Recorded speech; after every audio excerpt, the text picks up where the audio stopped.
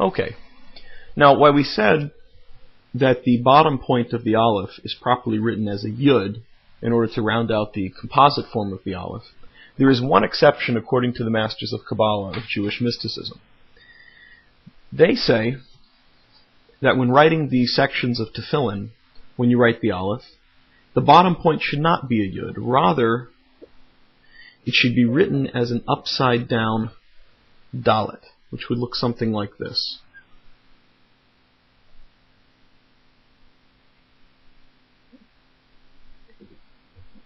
Now, although this looks very similar to what we had before, the difference is that you have a heel here on the back. Now, the dalet, as we know, is written like this.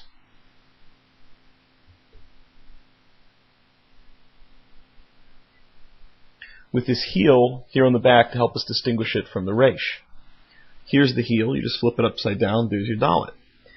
Now, although technically this is only the custom in tefillin, it's nevertheless become the practice of all those who follow the customs of the Arizal and the other Kabbalistic scholars to always write either Torah scrolls, Megillah, it doesn't matter. If you follow the customs of the Kabbalistic scholars, then you always write the aleph this way regardless of what it is that you're writing. Now, most Ashkenaz Jews, however, do not follow the customs of the Arizal at all, and they simply write it as a yud for everything, whether they're writing Torah scrolls, Megillah, it doesn't matter. It's always written as a yud. So when it's written like this, as a regular yud, that's referred to as Ksav Beis Yosef, the script according to the Beis Yosef. And when it's written with a heel here at the back, making it an upside down dalet instead of a yud, then it's referred to as an aleph according to the Ksav Ari, to the script of the Arizal, the great master of Kabbalah. Okay? Now, another remark here about the top yud. We mentioned that the Osios de Rabbi Akiva, the aleph besa, tells us that the top yud should be facing upward, inclined, tilted, so that it's gazing upward at HaKadosh Baruch Hu, at the Holy One, at God. This is another way in which the letter aleph testifies to the unity, to the oneness of Hashem. But what would be the case if we were to reverse that yud so that it was pointing downward? In that situation, would our aleph still be a kosher letter? Well, let's first look at it according to the composite form. It still has a yud, albeit it's a yud facing the wrong direction, and it still has a vav in the middle. So according to the composite form, it may still be kosher, even though the letters are not oriented properly. According to the fundamental form, we don't have a problem, because we still have a dividing line in the middle, with two projecting lines, each of which has a head. So really, this is considered kosher. However, the commentaries explain that it is better, if you can correct this, it should be corrected. And it should be turned so that it's facing the proper direction. If you can't correct it, meaning like, for example, if you have a Torah scroll where all of the alephs are written like that, where it's too hard to go through and correct the whole thing, then you can leave the letter as it is, and it's still considered a kosher aleph. But initially, it's a good idea to correct it. All right? Last thing is, while we mentioned that the upper yud and the lower yud, let me get this back to Ksav Beis Yosef, there we go, have to connect either by the top point if it's the bottom yud or the bottom point if it's the top yud. I want to make it very clear that that's the only place where it should connect.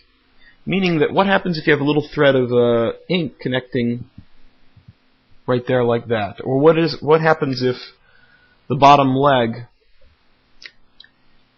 somehow bangs into the body of the aleph, like that? In either of those cases, if you happen to find an aleph that has connections like that, you need to find a professional sofer and have them take a look at it, because it definitely spoils the fundamental form of the letter, and arguably even the composite form of the letter. And in tefillin and mezuzos, it's very, very tricky to correct this. In Torah scrolls, it can also be very tricky. And if it puzzles the letter, renders the letter invalid, it could render whatever the writing is, the entire Torah scroll, or the entire tefillin, or the entire mezuzos invalid. So in this case, ask a sofer.